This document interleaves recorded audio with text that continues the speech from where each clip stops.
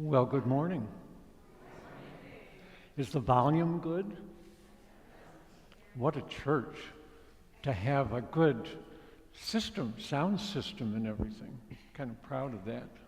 I'm Bob Poczik. I'm your entertainment for the day. I'm so glad you're here because I love to do storytelling, and I don't often get a chance to do it. So this is a treat for me. And I think as we get older, we don't often get told stories.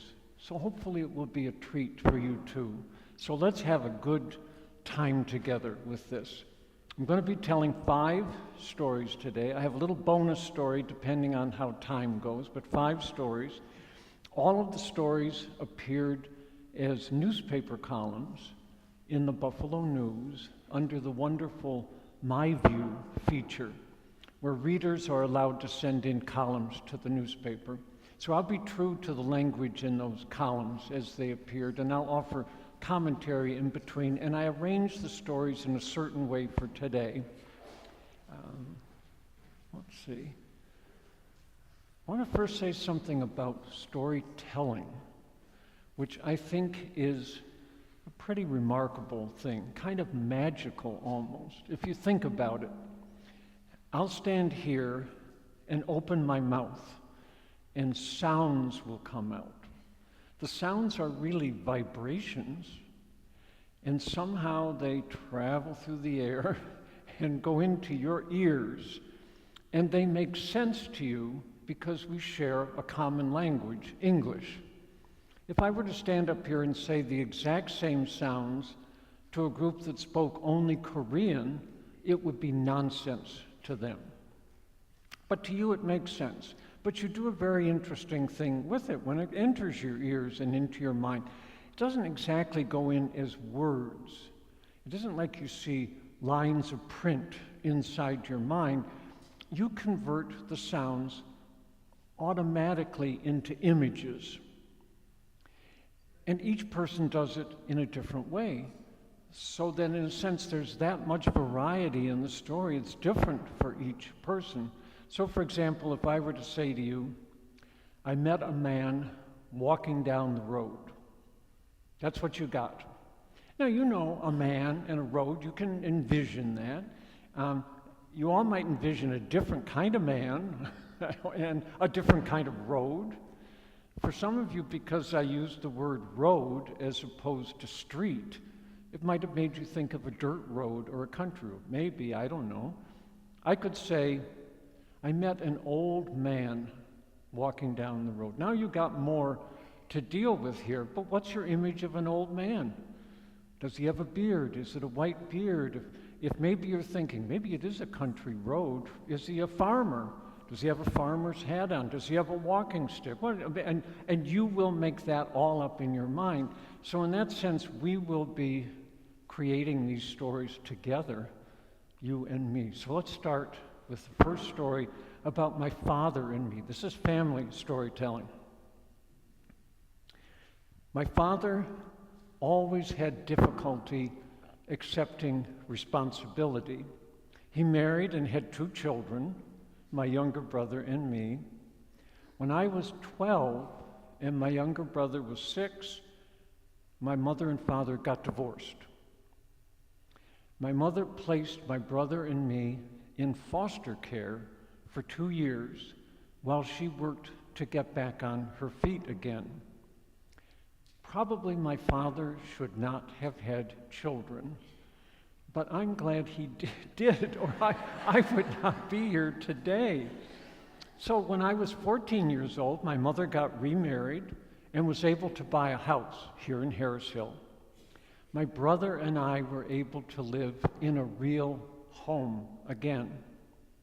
At the same time, my father disappeared, moved far away, we did not know where, and stopped making child support payments. My mother reached out to my father's family to locate him, but they would not help. My mother then severed all ties with that side of the family, and I lost all of my aunts, uncles, and cousins, I never saw my grandfather again. As I grew up, I became the polar opposite of my father. He avoided responsibility, and I thrived on it. My life with wife, children, home, career, church were full, and I rarely thought about my father. I did not hear anything from him or even about him until I was 35 years old, a gap of 21 years. Then one day, I received a letter from a long-lost aunt. She told me she knew where my father was living. She said that reuniting would mean a great deal to him, but he was so filled with guilt that he could not take the first step. She asked if I could find it in my heart to reach out to him. My gut response was that my father had deserted me, and he was the one who needed to make it right. I was the child who had been abandoned. I didn't need this relationship. I did fine without it all these years. I stayed stuck in those thoughts for several days. Then I realized if I did not make a move, nothing would happen.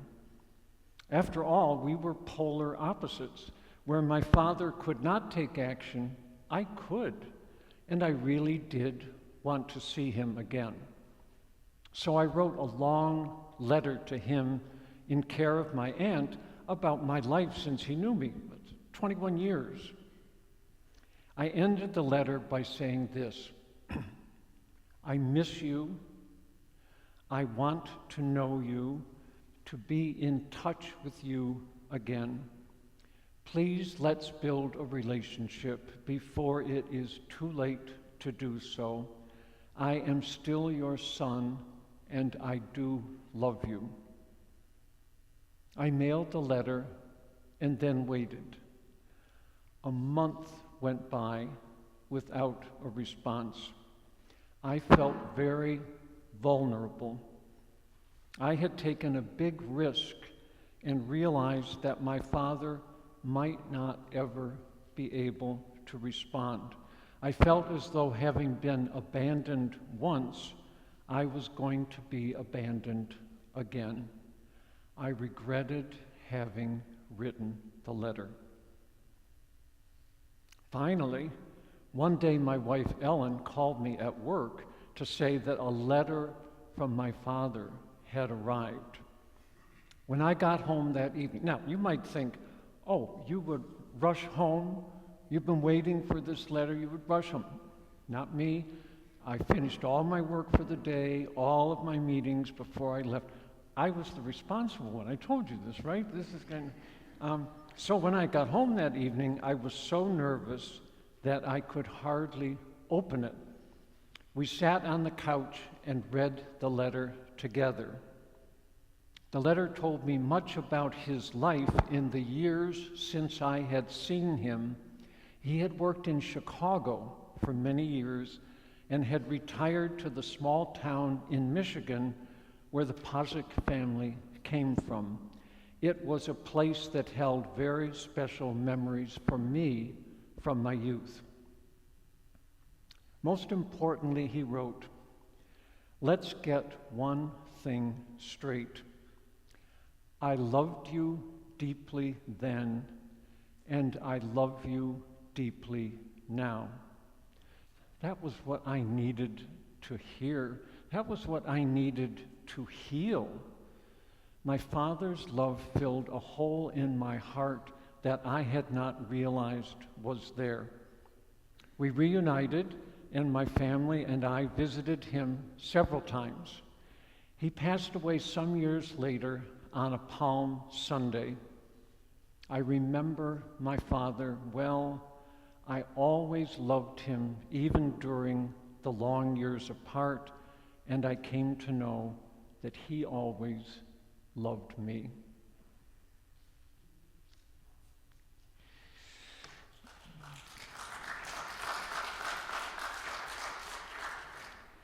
So I submitted that column to the Buffalo News. I sent it in early June. Father's Day comes around the third week in June. I thought maybe that might encourage them to print it. I knew they would not print it on Father's Day. Father's Day is for the good fathers, the ones who stay with their family, the stalwart ones. But I know there are a lot of flawed fathers in the world. And I thought maybe they might use it. And they did. A couple of days before Father's Day, it appeared in the newspaper. And I was very pleased about that. But I immediately felt a terrible sense of guilt. I thought, what have I done? I wrote this column about my father who abandoned his wife and children, and in the end kind of made him look kind of good, right? I mean, it's just, what about my mother? She was the one who was abandoned. She had to raise her boys on her own. I'm going to write a Mother's Day column for my mother. But the calendar is kind of tricky. Father's Day comes in June, and Mother's Day comes in May. So I knew I would be about a year before I could set this right. But I will tell you, I had such a difficult time writing the column about my mother. My mother could be a difficult woman, especially in her later years. We had a complicated relationship. I can remember every Mother's Day going to the drugstore, wherever they sell Mother's Day cards, and looking at card after card after card, and they're all hearts and flowers, and everything is lovely, and they were not. That was not my mother. And I would struggle to find a card that I felt I could send that was somewhat honest for the relationship we had. And so I wanted this column to be honest, but I didn't want it to be unkind. I mean, what are we told in our faith? Honor thy mother and father. You do not honor a mother or father by writing something negative about them after they have passed away. So I really struggled with this, how to be true, how to be honest, but how not to be unkind. Interestingly enough, in that struggle, in that process, I think I came to understand my mother better than I understood her while she was alive. This story is called Grace. While cleaning out a closet recently, I found an old album with photos of my mother as a young girl. She wore a crisp white dress and had a ribbon in her hair. She looked so pretty and happy and loved. It made me feel sad because I knew what lay ahead for her. My mother, whose name was Grace, lost her mother a few years after the photo was taken, when she was only 16 years old. Her mother had scratched her arm on a rose thorn, blood poisoning set in, and she was dead by morning. It was a deep loss to my mother, who was an only child. My mother grew up to marry and have 2 sons. When I was very young, she contracted polio and had to fight her way out of an iron lung to walk again. When my younger brother was only 2 years old, her father was gravely ill with cancer. My mother nursed him lovingly at home until his death while taking care of her 2 young children. So by the time she had reached her early 30s, she had no mother, no father, no sisters, no brothers. Then her husband left her and never came home again. She was forced to support and raise her 2 young sons on her own. She fought for them, even putting them in foster care for 2 years while she earned enough money to buy a home, remarried, and reunited her family. She succeeded, but it brought out bitterness in her that had not been there before. My mother was a college-educated home economist and dietitian. She used those skills to run her household and raise her sons. She taught me many valuable life lessons, both big and small. I learned how to properly set a table. I'll come and do it for you anytime you want. I know where all the forks and spoons and knives go. Taught me how to iron a shirt, which I have taught my two sons. How to make a bed with sheets tucked in so tight that you could bounce a quarter off of them. That was the old test for sheets being tucked in tight enough. To write a thank you note to a hostess after a dinner or a stay. Yet this woman who taught me so many useful things could be exasperating. When I think of my mother, these words come to mind. Tenacious, resilient, strong, complicated, disappointed, even hard. For many years, she had no one to rely on but herself. I think her needing to be self-reliant for so long made her stronger, but also hardened her. My mother created a stable home life for my brother and me, and we had good, fun times. But she was not always an easy person to live with. I think this can be attributed to the losses and defeats she suffered. Though I knew she would do anything for me and my brother, and had done so, she could be critical and judgmental. I think I spent a good portion of my early life feeling guilty for disappointing my mother, or feeling angry with her because I was feeling guilty. Get the dynamics here? In her later years, as her sons grew up and moved away to lead their own lives, she was difficult to relate to. One time when I had not called home or written for a spell, I called my mother, and the conversation began like this. Hello, Mother. Who's this? It's your son. I have no son. Where do you go with a conversation that begins like that? When there was tension, I was less likely to stay in touch, and we engaged in a long dance of avoidance, recrimination, guilt, and anger. Yet I knew my mother loved me and was ferociously proud of me, my family, my career, my accomplishments. I learned something valuable from my mother beyond homemaking skills and manners, something I hadn't realized until I sat down to write about her. She was a survivor. She had experienced loss and defeat and kept on going. In my own life, I have experienced some measure of loss and disappointment, and I have learned to keep on going. I believe I learned that lesson from my mother. Grace.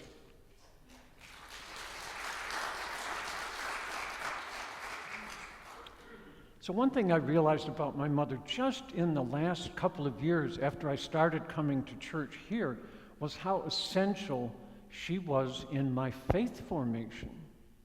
She always went to church, so we always had a church. Now, because of the breakup in the family, we moved around. One time we went to a Lutheran church, one time we went to a Methodist church. When we came to Clarence, when I was in 8th grade, we joined the Clarence Presbyterian Church. This was our church. I came here every Sunday. I went to the youth group. Wilson Great Batch was the instructor at that time. And to be honest, I don't remember about much of what we learned in the youth group, but I do remember that one time the youth group wanted to hold a dance in the church basement. Now, I have never been. Do we have a basement in this church? We do. I have to go there. Now I'm talking about it. So that was the request. It was turned down. I don't know whether it was turned down by Wilson Greatbatch as the teacher, or if it was turned by the pastor, who I think was Wally Easter at that time, or heaven forbid, by the session. An agenda item on the session. I can see this now. My mother did not agree with that decision. And she said, I'm going to church, and tell them so. Now, she was a formidable woman when she set her mind to something. So she came. I don't know whether she spoke with Wilson Greatbatch, whether she spoke with Wally Easter, whether, heaven forbid, she appeared before the session, but she was turned down. Didn't change their mind. She said to them, there's nothing wrong with dancing. Maybe she hadn't been a Presbyterian for long. I don't know. She said, there's nothing wrong with dancing, and better that they do it in the church grounds where it's safe and supervised than something. Didn't do it. She didn't dent that decision a bit. But I was proud that she stood up for me as her son. She went to bat for her son. That meant a lot to me. Now, for this next story, I have to show you something very special. Dave Corey, a man who I am proud to call a friend, very wise and very talented, a master woodcarver, carved and gave me this wonderful baby robin. Hands off of it, anyone. This robin is not walking from this room. Okay. An English robin. Fits right in the palm of the hand. It's just lovely. Gave it to me as a gift to go along with this next story, which is called Robin.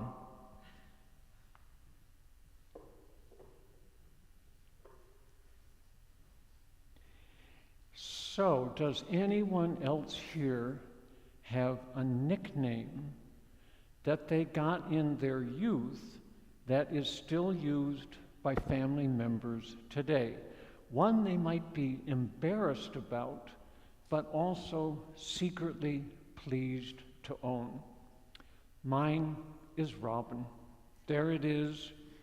I've confessed it to you. Now you know this. So how did I come to have that special family name?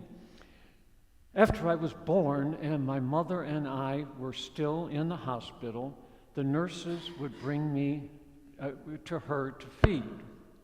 My mother said I was so eager to eat and puckered my waiting mouth in such a way that it reminded her of a baby robin in a nest. You know, just sort of like that. So she started calling me Robin as a diminutive of my given name, Robert, which was also my father's first name. She liked it and used it all the time I was growing up. So all the other members of the family came to use it too. I was grandson Robin, cousin Robin, nephew Robin, Grace's son Robin. And it extended to friends of the family and neighbors too. I was Robin all over the place until I started school. From that point on, I was Bob. To my teachers and classmates, Robin was reserved only for home and family use. I remember being in high school and having my mother come to school for conferences with teachers and guidance counselors. I lived in mortal fear and would have suffered mortal embarrassment if she had ever slipped and called me Robin in a school setting. But she was unerring when it came to my name. We could be walking down the hall in high school and she would say to me, now Robin, "What's the name of your guidance counselor?" When we entered the office, she would say to the counselor, "I'm glad to have this opportunity to talk about possible college choices for my son, Bob." It was as if she was bilingual. She could shift from Robin speak to Bob speak, back and forth, and never make a mistake, effortlessly like that. So, because of my parents' divorce, as I told you in the previous story, I lost contact with all of my father's family in Michigan. That lasted for 21 years, from when I was 14 until I was 35. When my father and I were finally reconciled and I visited him in Michigan, Bob Poczik, husband, father, worker, homeowner, churchgoer, I was immediately greeted by everyone, aunts, uncles, and cousins, as Robin. It was as though I had not aged a day since I was 14, when my father and everyone else there had last known me as Robin. My long-lost family took me into their hearts, and I loved laying aside my adult persona and responsibilities and just being Robin again. Nowadays, as I age, there are fewer and fewer family members alive who still call me Robin. I cherish each of them. Whenever we speak by phone, I always naturally say, "Hi, it's Robin," and cards and letters are signed, "Love, Robin." But to the world at large, phone calls begin, "Hi, it's Bob," and letters and cards are signed Bob. I, like my mother before me, am fluent in both Robin speak and Bob speak, and shift effortlessly and naturally between them. Looking back now, I can still remember clearly how I felt when I was 14 years old and my mother remarried. My brother Bill and I came out of foster care, and the four of us lived together in our new home. I did not have many prospects, yet was so eager to experience the larger world. I dreamed of travel to far-off places with no sense of how I might ever come to fulfill those dreams. Nowadays, whenever I am about to set off on a trip to Japan or China or India, I always say to myself, "Well, Robin Poczik, you are truly seeing the world."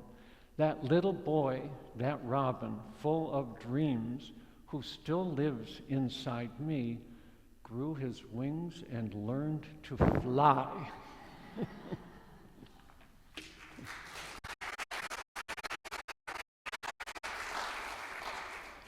I have to tell you that when that column appeared,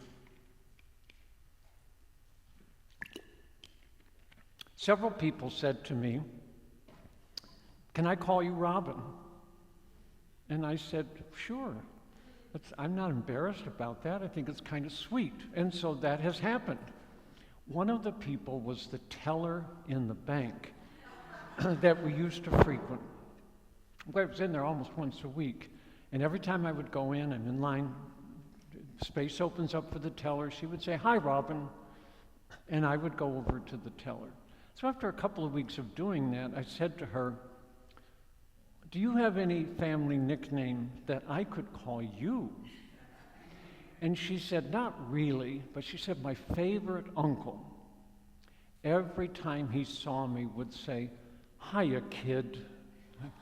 Now you have to imagine, this bank, couple of people in line, I get to the head of the line, she says, "Hi, Robin," and I say, "Hiya, kid."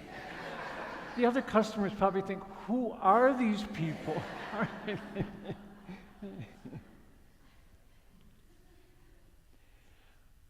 Well, once I had a brother, Bill. Some people in Buffalo still remember him. For several years, he managed a store on Elmwood Avenue that bought, sold, and traded records and stocked rock and roll paraphernalia. It was called Play It Again, Sam. And Bill was its soul. People have told me that their lives at one point revolved around that store and Bill. He was born 6 years after me, and that was a constant that shaped much of our relationship. I was always 6 years ahead, left home 6 years before he did, but he died before me at only 48 years of age. When I left for college at 18, he was 12 years old. He told me later that some of the life then went out of the family and things changed for the worse. Those years at home alone must have been troubling ones for him. In his 20s, he tried to commit suicide. Whatever brought him to that dark place remained with him his whole life. He spent his formative years in the tumultuous 60s when a seductive counterculture roared into being. Bill was at its forefront and lived a rock and roll life. He was glorious to behold, tall, whippet thin, with tight jeans and a long, full golden head of hair. He lived in San Francisco when it served as a magnet for rock music, left-wing activism, and psychedelic drugs. He was present with American Indian activists at Wounded Knee. He said that the two most important things in life to him were jeans and rock and roll. He burned bright and began a long process of burning out. All the signal features of such a young, bright life do not wear well into middle age, and the drinking and drugs that were part of his life eventually caught up with him. He was an alcoholic. Perhaps he had a genetic makeup that caused his addictions to get such a strong hold on him. He certainly had a void he tried to fill, a dark place that seemed to grow and take hold of him. The drinking pushed it away, quieted it for a while. Late in his life, he spent 6 months in a psychiatric center with no alcohol and a lot of counseling. The day he was released, he started drinking again. Eventually, it resulted in his death. Bill dropped out of college and defaulted on his student loans. That shaped his work life, as he always worked underground and off the books so that he couldn't be tracked and caught. So unlike me, he did not build up Social Security or a pension, and that left him in middle age, dependent on family and friends. At Bill's funeral service, the place was full of people whose lives he touched, who spoke glowingly of how he was the only person who ever really listened to them and understood them. They loved him, they admired him, they lionized him. Once he tried to write a novel. It was called Rouge et Noir and was set in a post-apocalyptic America. He wrote only fragments, and what he left behind is episodic, lyrical, brilliant, dangerous, a reflection of who he was. Ernest Hemingway wrote, "Nobody lives their life all the way up except bullfighters." I believe Bill lived his life all the way up. Bullfighters live dangerous lives and often die young. Bill lived a dangerous life and died young. But while he was alive, how he burned bright. Bill.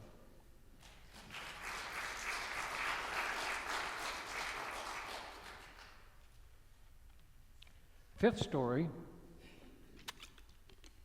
actually goes back to the first story, which was a story about a father and a son, in which I was the son. This story is about a father and a son in which I am the father. It's called Pay It Forward. A number of years ago, a life-changing incident occurred that involved my son Philip, who at that time was a teenager. That day, I had rented a car for a work-related trip the following morning, and it was parked in our driveway when my wife and I went to sleep. At around 2 o'clock in the morning, the phone rang and woke us up. It was the local police telling us that he was in custody at the police station for driving a car, my rental car, without a license and knocking down a row of shrubs in someone's front lawn. He himself was uninjured, I was told, and I was asked to come down to the station right away. This is a call no parent wants to receive. As I groggily got dressed, splashed cold water on my face to wake up, ran a comb through my hair, and got in the car, a number of things were running through my mind. Did my son damage the rental car? Does our insurance cover such damages? Will I be able to take my trip the next morning as planned? What about the damages to the row of shrubs? Will the owners sue? Would we need to go to court over this? What in heaven was he thinking when he took the rental car for a ride without permission at night and without a driver's license? Had he been drinking? When I arrived at the station, Philip was sitting on a bench, slumped over, his head in his hands. When he heard my voice and looked up, I could see that he was stricken with guilt, remorse, and fear. I didn't know what to do. I had never been in this situation. Was this true, parents? I'd never been in this situation before. Acting on instinct, I went up to him, held him in my arms, and said to him, "Are you all right?" He told me afterward, and a number of times since then over the years, how relieved and redeemed he was by my touch and my words. He understood that his well-being was more important to me than any wrong or consequences. You know, as parents, we sometimes do the wrong thing. Occasionally we do the right thing. I had done the right thing. Over the years, he has told me that he learned. Now, don't think that he went off without any punishment. He had to pay for the shrubs, he had to do community, so don't let him get off too easily. But still, I loved him. That's kind of, over the years, he has told me that he learned so much about humanity and parenting from my response. We spoke about the incident again recently. I told him that I have come to understand more about the value and power of forgiveness. I now realize that we can only expect others to forgive our mistakes, and as human beings, we make a lot of them to the extent to which we are willing to forgive the mistakes of others. The rental car incident for both of us represented forgiveness, prevailing over anger and judgment.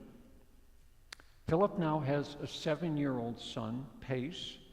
I told him that he could pay it forward by remembering that someday when Pace invariably stumbles, he can show Pace that he loves him more than he cares about how he messed up. Pace was born when Philip was 36 years old, which is the same age I was when Philip was born. There are consequences to having children later in life. It's a case of simple math. 36 plus 36 equals 72, plus 7 years for Pace, which is 77, the age I am now, the age when I wrote this story. I've told Philip that I regret that when Pace grows up, he will never really know his grandfather. I wondered what I could leave behind that he might know me by, possibly things that I have written, like this story. Philip said in reply, Pace will know you because you will always be within me. I will certainly do my best to be the same kind of father to Pace that you have been to me, the best dad a son could ask for.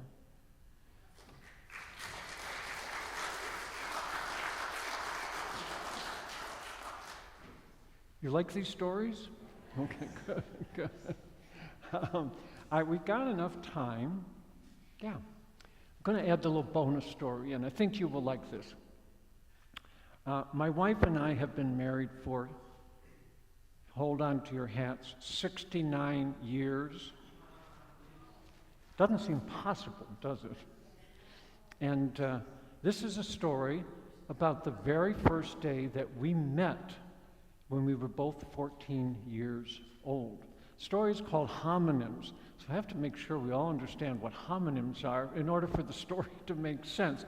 Homonyms are pairs of words in English that sound alike but are spelled differently and have different meanings. For example, flour, F-L-O-U-R, is what you use to make bread. Flower, F-L-O-W-E-R, is something you grow in the garden, flower and flower. Flew, the bird, F-L-E-W, flew over the house. Flew, F-L-U, I had a bad case of the flu and flew. So you got, this is what homonyms are. When my family moved to the town of Clarence, it was a big deal for me. As a result of my parents' divorce, my younger brother and I had spent 2 years in foster care. Now my mother had remarried, and we were reunited as a family in our own home. That fall, I had to start 8th grade in a new school, Clarence High School. I felt very much like an outsider, as all the other students seemed to know each other from the earlier grades. I hoped I would be accepted and make new friends. In English class one day, the teacher announced a contest. We were challenged to list as many homonyms as we could by the end of the week. Well, I very much wanted to make a good impression and threw myself into the assignment. I labored over the task, paging through the dictionary for ideas. I proudly came to class on the appointed day with what I thought was a mind-boggling list of 119 examples. It was impressive, right? The teacher asked everyone who had more than 20 pairs of homonyms to raise their hand, and then she went to 30, and then she went to 40, so on like that. Gradually, hands came down. When she got to 100, there were only 2 hands still raised. Me and a girl who sat on the other side of the classroom. I remember she wore glasses. So the teacher said, more than 120, and I had to lower my hand. Her hand was the only one that was raised. The teacher said, how many do you have? And she said, 220. 220? I was stunned. I couldn't believe it. I didn't believe it. After class, I asked the girl, whose name it turned out was Ellen, if I could see her list. I was skeptical. On the list, I saw words that I had never seen before. One pair I remember to this day was coal, C-O-A-L, and coal, K-O-H-L. I said to her, what is that coal, K-O-H-L? She said, well, it's that black Egyptian eye makeup that they kind of wear. And I said, how did you know that? And she confessed that her mother, a Greek and Latin scholar, who also had studied French and German, helped her with her list. I was intrigued, and Ellen invited me to visit her home and meet her erudite mother. First thing I noticed on the day of my visit was how many books there were in the house. Bookcases full of books, and not only in English, but in French, German, Greek, and Latin. At that point in my young life, I was in 8th grade. I was essentially a non-reader. I read what we had in school. I didn't read books on my own. And Ellen's mother must have sized me up, saw some potential there, and recommended some good science fiction for me to read. She steered me to classic works that I now understand are considered part of the golden age of science fiction in the 1950s. I was hooked. I loved the company, games, and conversation in their household. Everyone always seemed to be reading a book. And I enjoyed looking over Ellen's mother's shoulder in amazement as she tackled devilishly difficult crossword puzzles, including the inscrutable double-crossstick puzzle in the Sunday New York Times, one of her favorites. I was seriously impressed. So that's when I started reading, partway through 8th grade. I soon broadened my reading beyond science fiction. After high school, I went on to study as an English literature major in college, and upon graduation was awarded a Fulbright fellowship. Some years after that first visit to her home, Ellen and I were married.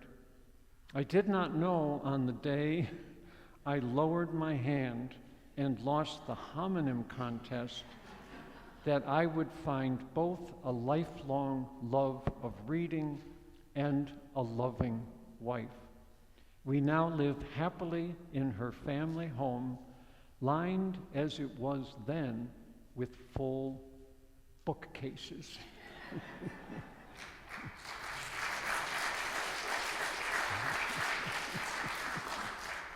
I'm going to give you some, Jason suggested this might inspire people to do some writing on their own. I'm going to give you some tips, but I have to tell you,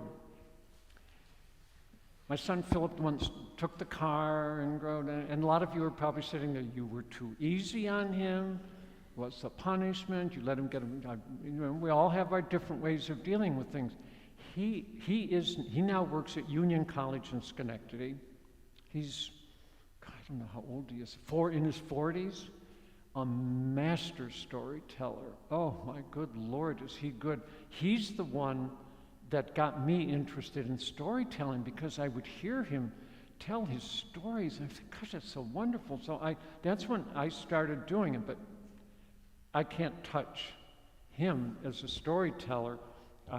He tells amazing stories. He has one long story. It's actually a 2-part story that's set in ancient Japan about a very famous swordsman, a samurai swordsman in Japan, and all the story of his life and things, which he enacts with swashbuckling sort of things like that, and in accent, and I mean, it's just amazing. He has another wonderful story he tells called Hills, a fable really of a young boy and young girl who are in love, really based on his loving relationship with his wife.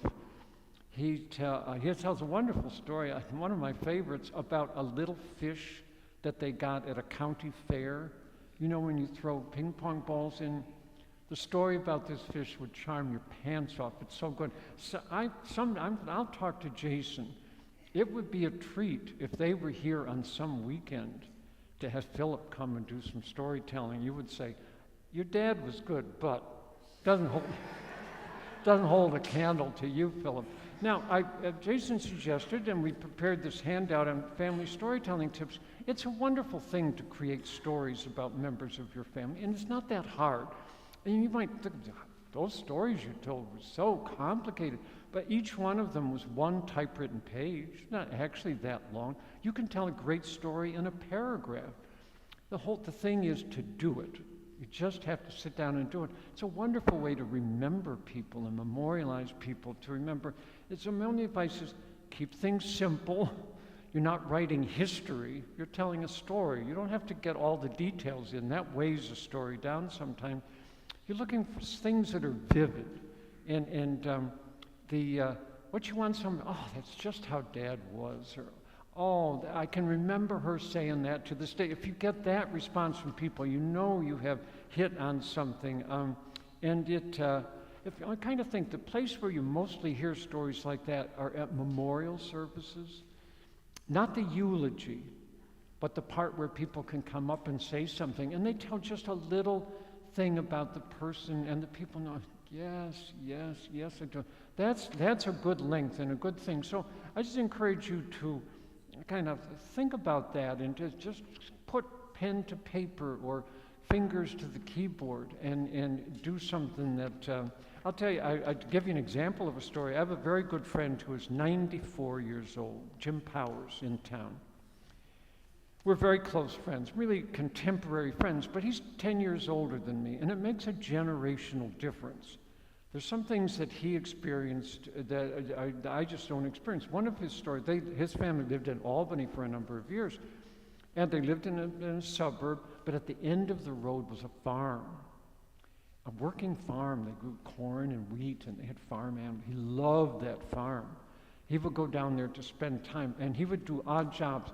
He maybe would give him, it wasn't for the pay. He just loved being on the farm, but he would give him some pay. One of his jobs he told me about was when the farmer was plowing the soil to get ready to plant, worms would get turned up in the soil, and Jim's job, remember he's like 10 years old, was to take a coffee can and go behind and pick up all the worms that the farmer could sell to fishermen, like night crawlers for fishing. The whole day he would do that, for which he was paid 10 cents. I love that story because it's so vivid. Here's this young boy who loves being on the farm. You can imagine the furrows and the worms and the thing, and 10 cents, how low the expectations are. That makes a good story because it's short and it's vivid and it gives you a sense of the person and a time and place. And I think with that, unless you have any, I didn't tell you one thing. I don't take questions during storytelling programs. I think it just doesn't work. But one time when I told the story about my brother Bill, a hand shot up and said, "Did your brother ever meet your father, his father?" And I said, "No, he did." Sad to say, he didn't. And I strongly encouraged him. When I went out and met our father, I said to Bill, "Bill, you should go meet this is your father, you should meet." Would have nothing to do with it. Partly it was because he was so young when our father left that he didn't have memories of him. He was also angry with him for deserting our mother. That was his primary. Why would I have anything to do with this guy? The thing was, they were so much alike. Neither one of them could hold a job for long. They couldn't handle family responsibilities. Both were alcoholics. I think they probably would not have gotten along because they were too much alike. My father and I got along fine because we were so different. Right? You understand? I mean, that's the kind of way it happens sometimes. So anyway, with that, I will close the program. I thank you so much for coming. This was a joy for me to do. I hope you